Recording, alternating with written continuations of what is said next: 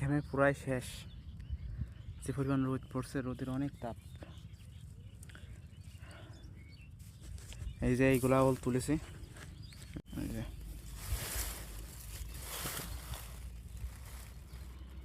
এইগুলো এখন প্যাকেটে ভরবো। প্যাকেট নিয়ে আসছি, প্যাকেটে ভরবো।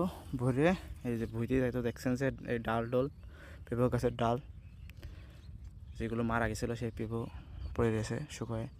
এগুলো পরিষ্কার করতে হবে, কারণ ট্র্যাক্টর যখন চষবে তখন এগুলো ভালে বেঁধে যাবে, এই জন্যে ভালো চাষ হবে না। এই জন্য এগুলো পরিষ্কার করে ফেলতে হবে। তাহলে আমার 10,000 টাকা পুরোই মাটি। 10,000 টাকা খরচ করে এই যে পেপর বইটা করছিলাম, কত জন লেগেছে, কত কত পরিশ্রম গেছে এর পিছনে। কিন্তু আমি কি এই পেঁপো বই থেকে 1 টাকাও পাচ্ছি না।